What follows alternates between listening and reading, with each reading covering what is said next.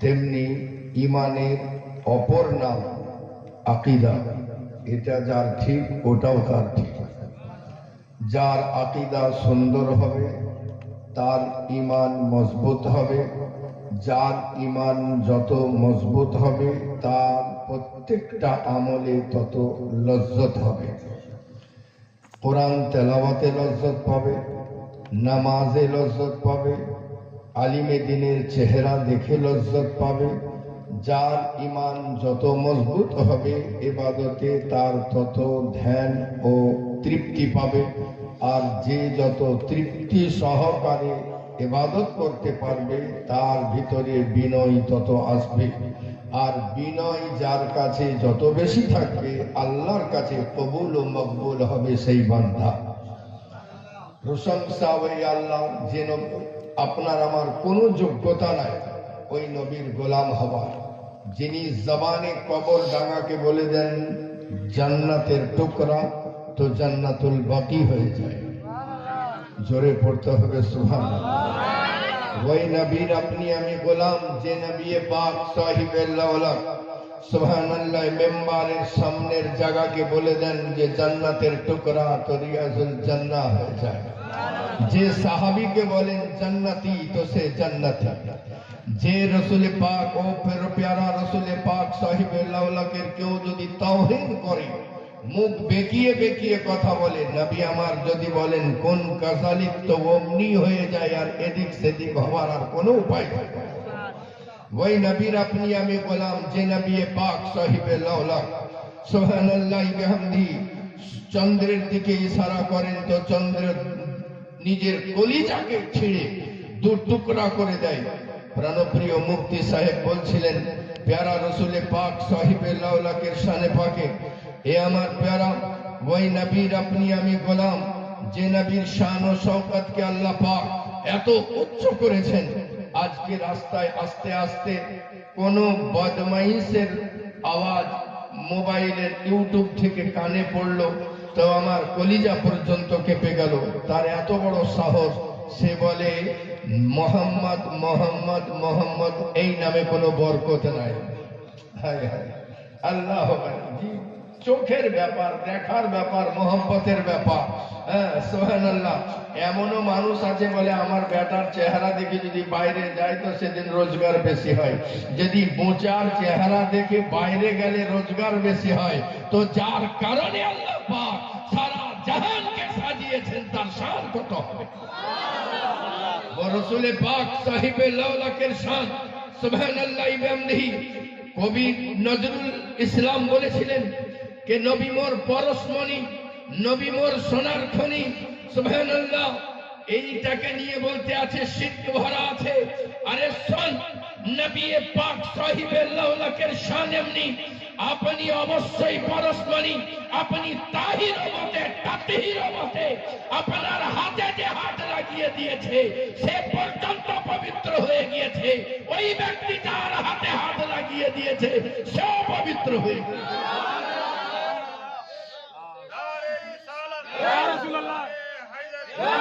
ও নবী পাক সাহিবে লাওলাকের আপনি আমি গোলাম, নবী পাকের উপরে যার যত আদব থাকবে আল্লাহর কাছে তত সে মকবুল হবে। আচ্ছা বলুন, কাউরির একটা বেটি আছে, বেটিকে সবাই ভালোবাসে। এককাল ছিল লজ্জা পেত, কিন্তু এখন বেটিকে ভালোবাসে না এমন কেউ নাই। বেটির হাতে যদি লোম ফোড়া হয় তো বাপের কলিজাতে ব্যথা হয়। বেটি বিবাহ দিয়েছে, বাপ বড় পয়সাওয়ালা কোটিপতি, মনে করলো জামাই তো কিছুই বলছে দেবো না। জামাইয়ের কিন্তু বদনীয়, জামাই ভাবছে শ্বশুর শাশুড়ি মরলেই তো সব আমার, তা কেন চাহাবো। জি হ্যাঁ, ও বলছে কিচ্ছু লাগবে না। হ্যাঁ, শ্বশুর মনে করলে জামাই তো আমার ভালো, চাইবে না তো কোনো কিছুই। তো যদি আমার বেটির সঙ্গে ভালো ব্যবহার করে তাহলে একটা ভালো দামি মোটর সাইকেল দিয়ে দেবো, ভালো দামি 1 লাখ 2 লাখ যা লাগে সবচেয়ে টপ যে মডেলের সেটা দিয়ে দেবো। বেটিকে ফোন করছে 1 মাস পর, বেটি তুমি কেমন আছো? বলে আব্বা আলহামদুলিল্লাহ খুব ভালো আছি। মনে মনে করলো মোটর সাইকেল কেন দেবো, একটা ডিজায়ার দিয়ে দেবো, বেটি সমেত আসবে যাবে। বেশ কিছুদিন পরে আবার ফোন করছে, বেটি তুমি কেমন আছো? বলছে আব্বা এরা সবাই ভালো, আমি খুব ভালো আছি। বাপ মনে করলে ডিজায়ার কেন দেবো, স্করপিও দিয়ে দেবো, আছে তো আমার। হ্যাঁ, যাই হোক, পয়সাওয়ালা যখন খুশি তখন দিতে পারে, কিন্তু ভাবছে যে আর কিছুদিন যাক, দেখি। আর 1 মাস পরে যখন বাপ টাইম পেয়েছে, বেটিকে ফোন করছে, বেটি কেমন আছো, তোমার শাশুড়ি কেমন তাই বলো। বলে আব্বা যাকে বলে মাটির মানুষ ওই রকম। তোমার শ্বশুর কেমন বলো। বলে আব্বা যাকে বলে, বাপ তো বাপ, দারুণ ভালোবাসে। তো মনে করলে ডিজায়ার কেন দেবো, স্করপিও কেন দেবো, ভালো রঙের 1 কোটি টাকার দামের মডেলের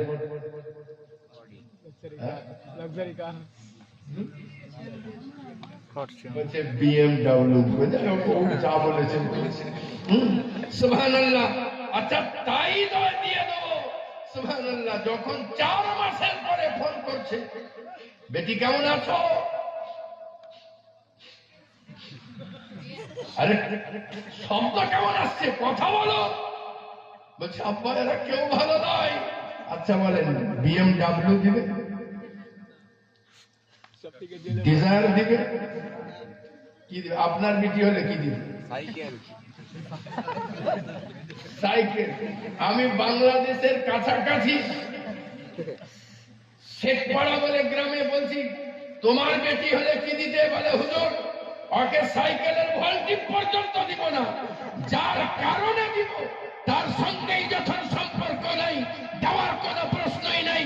আমি বললাম তাই যদি হয়, তো যার কারণে আল্লাহ পাক সারা জাহানকে সাজিয়েছেন, জান্নাতকে যার পায়ের ধবনে সাজিয়েছেন সুবহানাল্লাহ, তার সঙ্গেই যদি সম্পর্ক খারাপ হয়ে যায়, তো জান্নাত তো জান্নাত, জান্নাতের খুশবু পর্যন্ত পাবে না।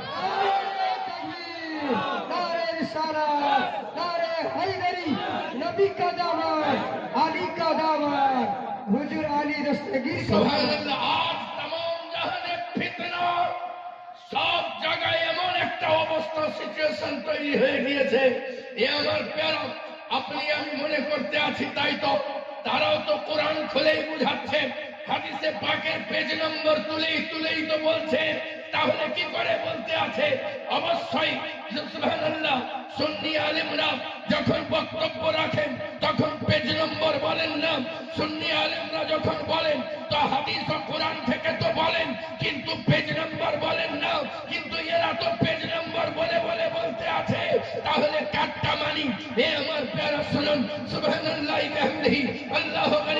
কুরবান জান নবী পাক সাল্লাল্লাহু আলাইহি বলতে আছেন, যদি কোন এক বস্তু যদি আমার উম্মতের মধ্যে ফাসাদ বর্পা হয়ে যায়, আর সুবহানাল্লাহ হযরতে আবু হুরায়রা রাদিয়াল্লাহু তাআলা আনহু riwayat করতে আছেন, কওলাম নবী হযরতে আবু হুরায়রা রাদিয়াল্লাহু তাআলা আনহু বর্ণনা করতে আছেন, রাসূল পাক সাহিবে লাউলা আপনি আপনার পবিত্র জবানে ইরশাদ করেন, সুবহানাল্লাহ যদি কেহ সুবহানাল্লাহ ইবামদি আমার উম্মতের মধ্যে যখন ফিতনা বর্পা হবে, মান তামাসসাকা বিসুন্নতি, সুবহানাল্লাহ তাদের উচিত হবে আমার সুন্নাতকে সুবহানাল্লাহ মজবুতির সঙ্গে ধরে থাকা। সুবহানাল্লাহ কখন? ইনদা ফাসাদি উম্মতি, যখন উম্মতের মধ্যে ফাসাদ বর্পা হবে। সুবহানাল্লাহ বিহামদিহি।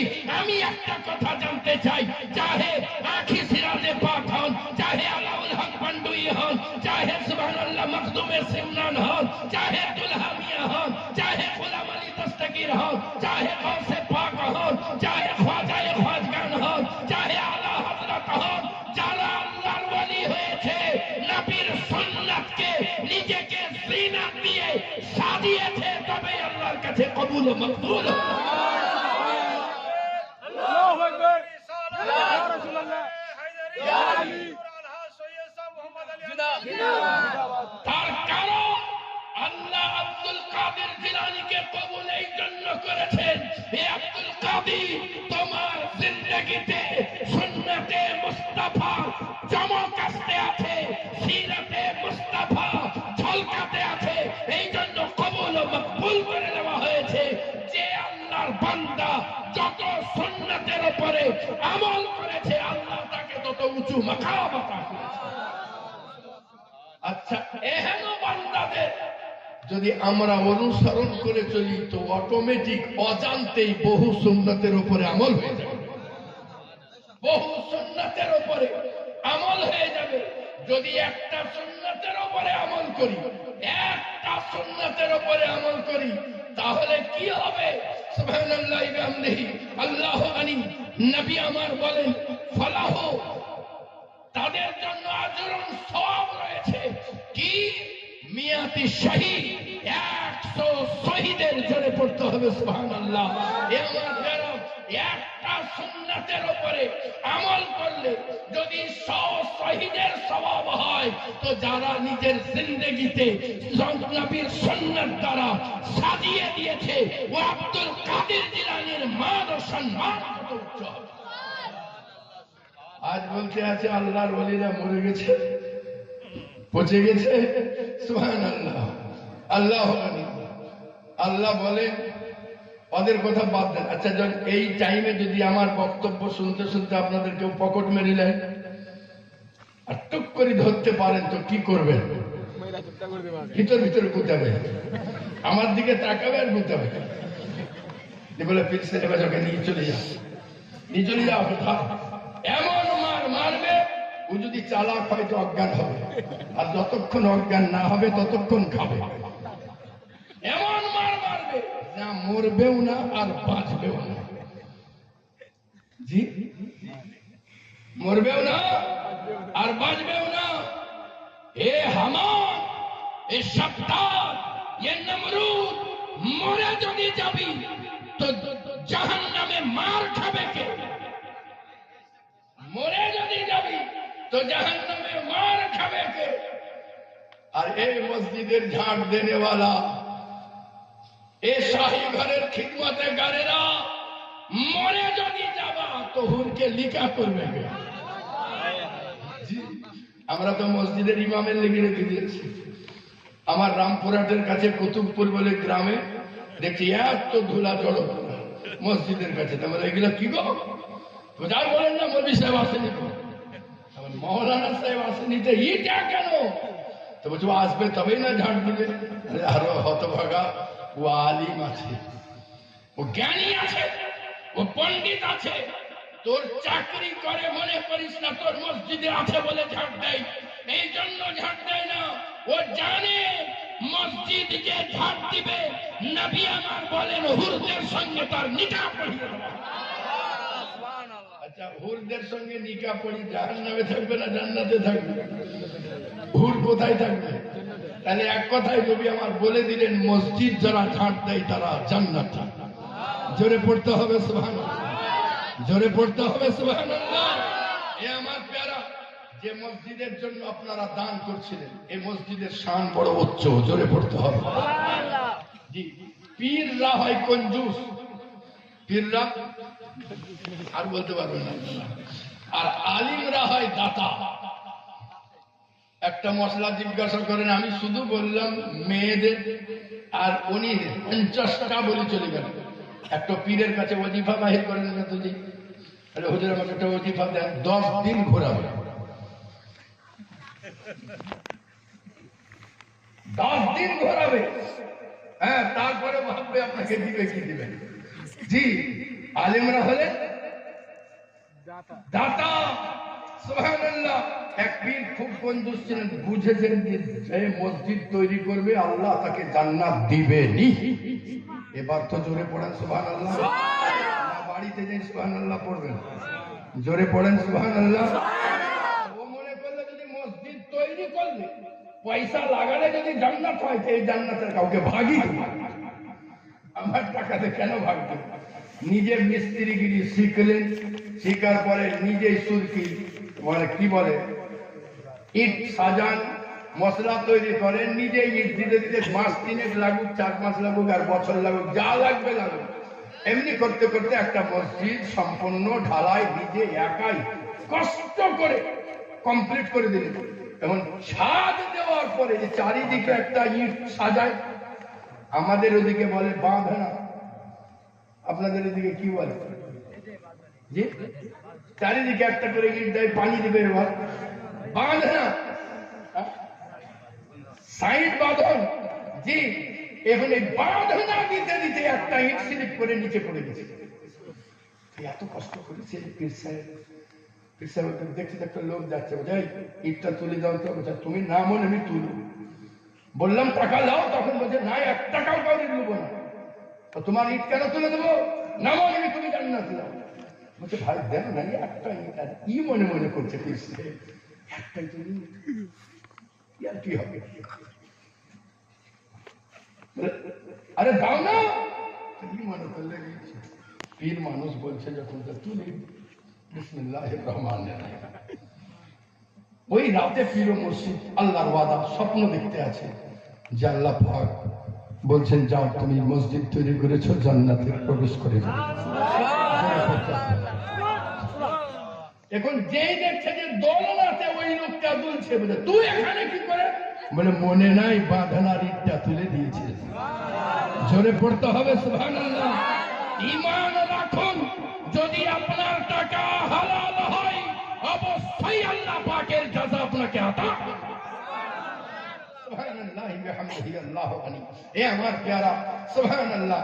মসজিদ এমন একটা নিয়ামত, মসজিদ এমন একটা নিয়ামত সুবহানাল্লাহ। এক বাদশার দরবারে এক ভদ্রলোক থাকতেন। এই ওয়াকিয়ার সত্যতা কতটা আছে আমার জানা নাই, তবে জ্ঞান প্রচুর আছে, এটা সত্য।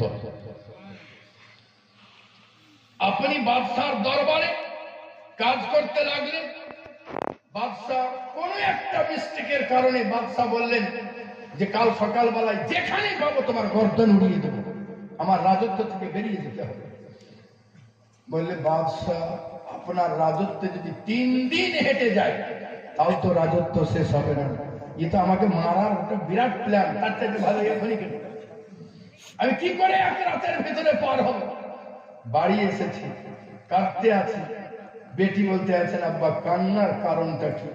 বেটিকে বললেন সব কথা। বেটি বললেন আব্বা দুঃখ করার দরকার নাই, আপনি আমাকে যদি নামাজি হিসাবে মানেন, আমার কথা যদি আজকের রাত শুনেলেন, তো ইনশাআল্লাহ আল্লাহ আপনার জীবনকে আবাদ করে দেবেন। বলে বেটি কি করতে হবে? বলে শুনুন, তাহলে খাবার জন্য তৈরি হয়ে যাবে।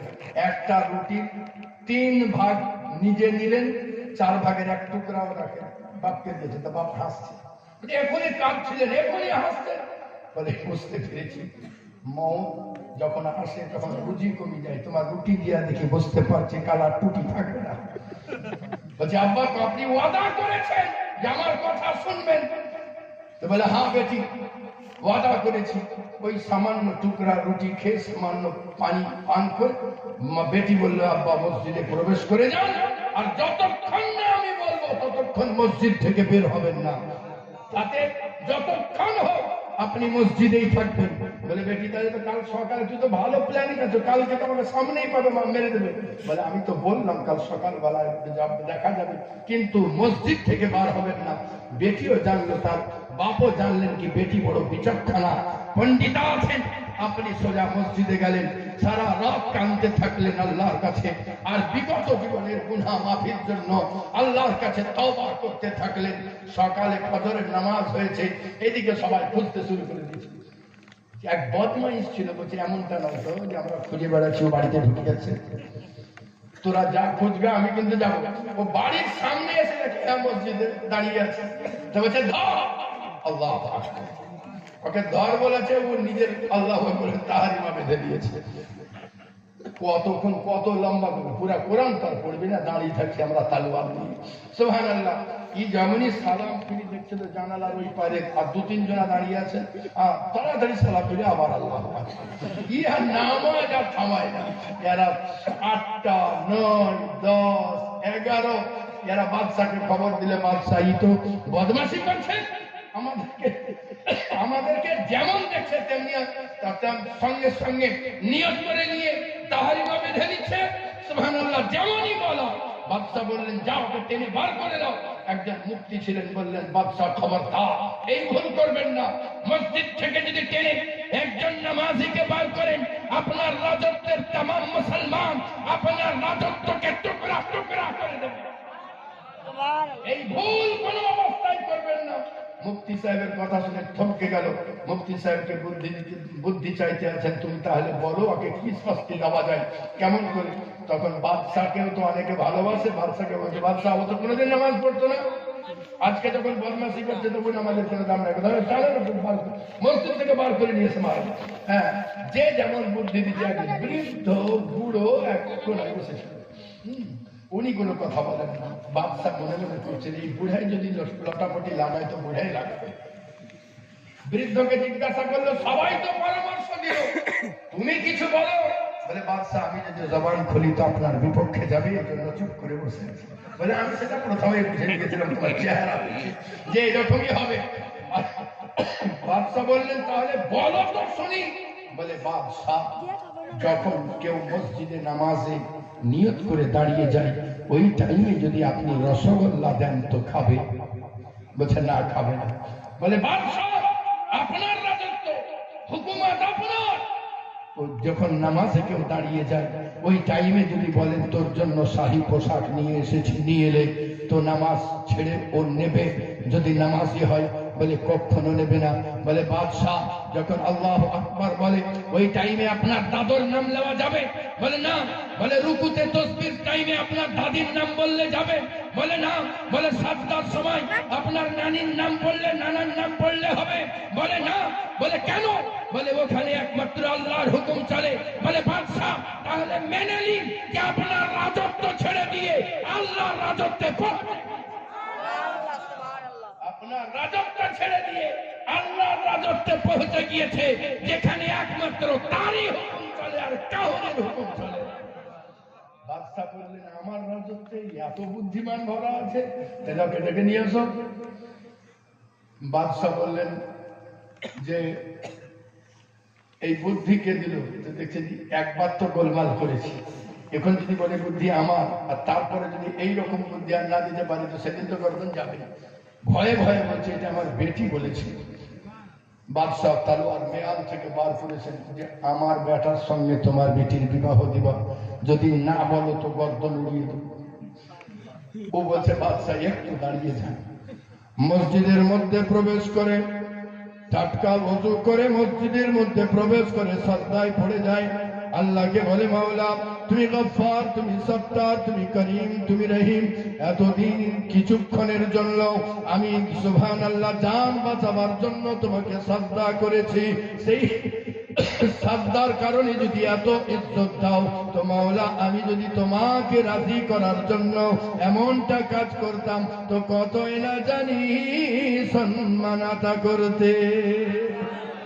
আল্লাহর নবী সাল্লাল্লাহু আলাইহি ওয়াসাল্লাম বলেন, যারা মজবুতির সঙ্গে নবী পাক সাহিবে লাওলাকের সুন্নাত মুবারককে চেপে ধরে থাকবে, এ আমার প্যারা সুবহানাল্লাহ। কতদিন আগে, কয়েক বছর, কিছুদিন আগে এমন ভয়ানক বিপদ, হাত ধুয়ে ধুয়ে এমন পজিশন তৈরি হয়ে গেল, সুবহানাল্লাহ, হাত ধুয়ে চলে যায়, হাত ধুয়ে চলে যায়। বেটা বাপের সঙ্গে মুসাফা করে না, বেটা বাপের সঙ্গে, বেটা বাপ বেটার সঙ্গে মুসাফা করতে পর্যন্ত ভয় পেয়ে যায়। এ আমার প্যারা আল্লাহর নবী সাল্লাল্লাহু আলাইহি ওয়াসাল্লাম এইরকম ভয়ানক বিপদ থেকে রক্ষা পাওয়ার জন্য যে ব্যবস্থাপনা করে দিয়েছেন, যার নাম হলো নামাজ। সুবহানাল্লাহ, নামাজ পড়ার প্রাক্কালে আমরা কয়েকবার ওযু করি, ওযু করলে হাত ধৌত করতে হয়। এ আমার প্যারা ওই টাইমে জীবাণু নষ্ট হয়ে যায় আর সঙ্গে সঙ্গে সওয়াবের পাহাড় লেগে যায়।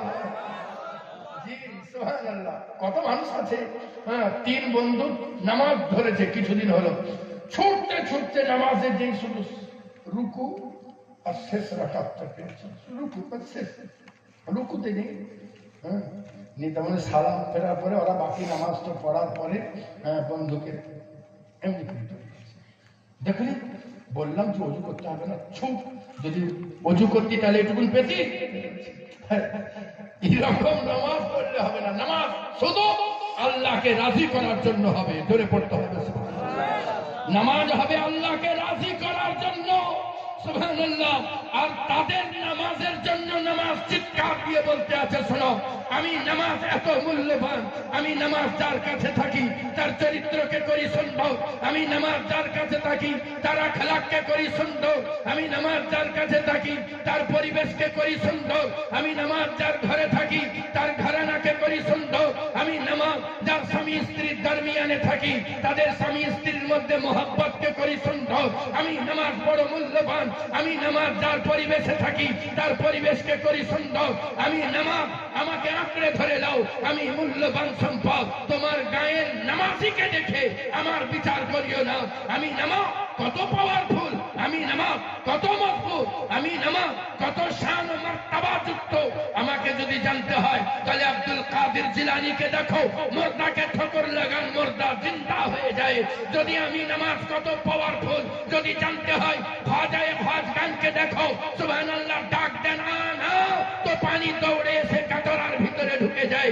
নামাজ বলতে আছে হ্যাঁ হ্যাঁ আমি মূল্যবান সম্পদ, আমাকে আঁকড়ে ধরে দাও, আমি মূল্যবান সম্পদ। তুমি যখন কবরের মধ্যে যাবে তখন সারা জাহান দেখবে তোমার কবরে মাটি, তোমার রূহ দেখবে জান্নাতের বিছানা বিছিয়ে দেওয়া হয়েছে। নামাজ বলতে আছে হ্যাঁ হ্যাঁ আমি মূল্যবান সম্পদ, আমাকে আঁকড়ে ধরে দাও, আমি সুবহানাল্লাহ। নবী পাক সাহিবের লাউলাকে পবিত্র হাত দ্বারা আবে কাউসারের পানি পান করিয়ে তোমার জীবনকে ধন্য করিয়ে দেব। নামাজ বলতে আছে হ্যাঁ হ্যাঁ নিমেষে জান্নাতুল সিরাত পার করিয়ে জান্নাতের দুয়ারে পৌঁছে দেব। নামাজ বলতে আছে আমাকে আঁকড়ে ধরে নাও, আমি মূল্যবান সম্পদ, জান্নাতের মধ্যে প্রবেশ করিয়ে সাদায়ে সালামুন কাওলাম মির রব্বির রহিমের সাদা শুনিয়ে দেব। নামাজ বলতে আছে হ্যাঁ হ্যাঁ আমাকে আঁকড়ে ধরে নাও, আল্লাহর দিদার করিয়ে তোমার জীবনকে ধন্য করে দেব।